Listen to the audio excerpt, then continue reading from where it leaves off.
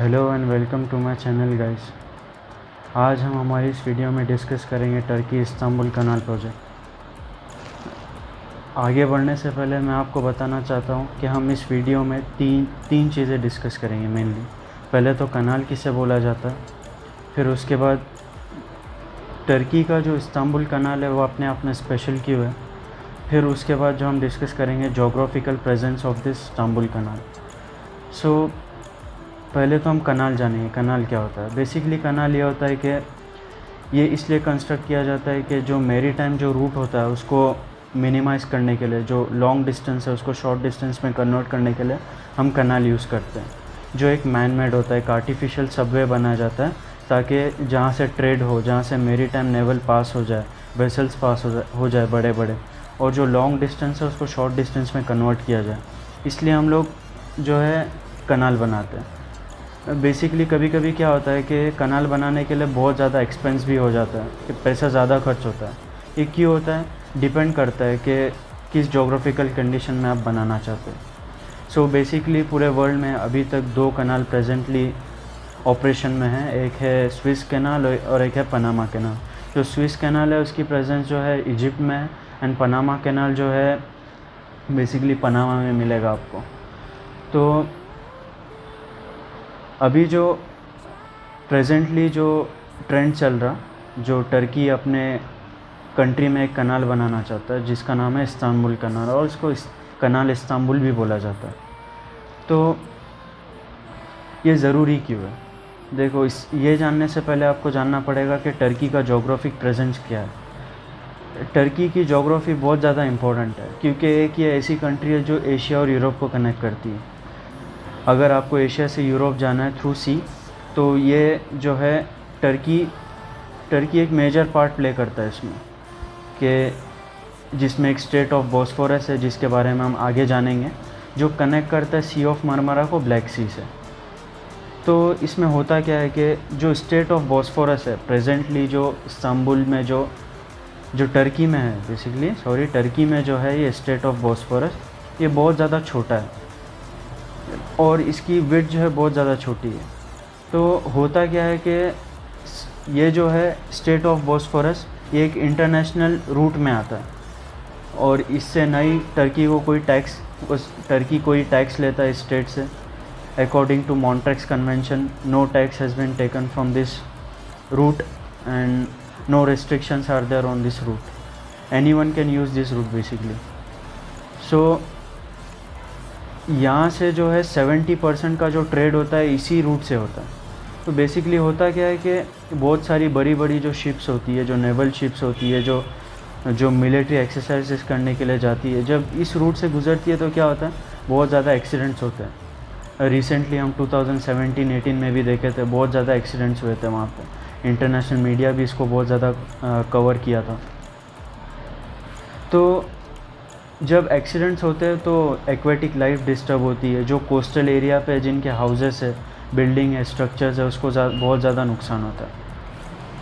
तो इसीलिए टर्की ने 2011 में क्या किया था, एक प्रपोज़ल लाया था कि हम एक ऐसा कनाल बनाएंगे जो इस रूट की जो ट्रैफ़िक है इसको मिनिमाइज़ करेगा, इस रूट की ट्रैफ़िक को मिनिमाइज़ करेगा। उसके बाद रूट के ट्रैफ़िक को मिनिमाइज़ के साथ साथ ये जो है सेफ़ बनाएगा पैसेज को, कि यहाँ से जो भी जाएगा वो सेफली जो है ब्लैक सी ऑफ मरमरा से ब्लैक सी में एग्ज़िट कर सकता है।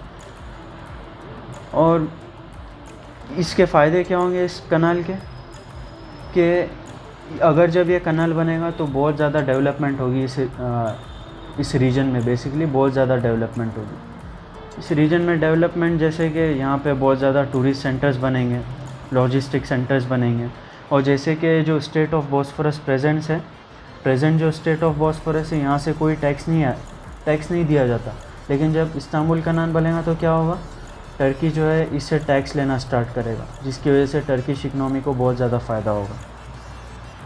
सो अभी हम डिस्कस करेंगे ये, जैसे कि आप देख सकते हैं कि कितना बिजीएस्ट वे है टर्किश जो स्टेट ऑफ बॉस्फोरस प्रेजेंट है, वो कितने सारे स्ट्रक्चर्स हैं यहाँ पे। कई बार एक्सीडेंट्स हो जाते तो बहुत ज़्यादा डैमेज हो जाता है और बड़े लार्ज वेसल्स यहाँ से पास होना बहुत मुश्किल है।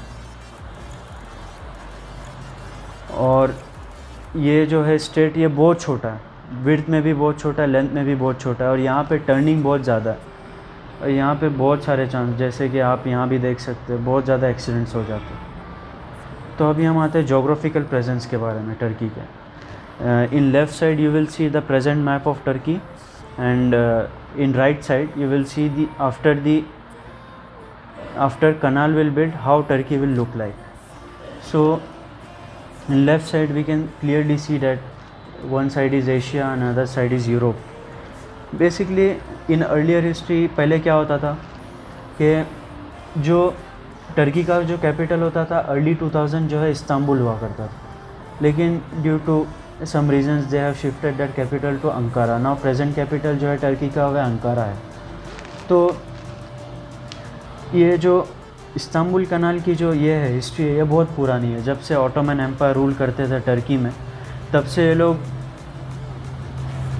जो भी एम्पायर रूल करता था वो हमेशा से ये प्रोजेक्ट के बारे में बात करता था, लेकिन ये ज़्यादा कंट्रोवर्शियल नहीं था। लेकिन जब 2011 में जब टर्किश के जो प्रेसिडेंट है उन्होंने ये प्रपोज़ल लाया, तो बहुत ज़्यादा कंट्रोवर्सी में रहा ये प्रोजेक्ट कि ऐसा प्रोजेक्ट पॉसिबल नहीं है। बहुत ज़्यादा कंट्रोवर्सी में रहा, कई लोगों ने इनको मैड भी बताया। कुछ हद तक ये सही भी है कि अगर इसके एडवांटेजेस भी है, डिसएडवांटेजेस भी है। तो पहला क्वेश्चन ये आता है, जबकि ये स्टेट ऑफ बॉस्फोरस प्रेजेंट यहाँ पे है, तो इंटरनेशनल जो शिपिंग होती है वो क्यों जाएगी इस्तांबुल कनाल से, जबकि ये जो रूट है ये एकदम फ्री है, ट्रेड के लिए बिल्कुल फ्री है, तो क्यों जाएंगे ये शिप्स वहाँ से? तो जाहिर सी बात है वो यही रूट यूज़ करेंगे जो स्टेट ऑफ बॉस्फोरस से गुज़रता है।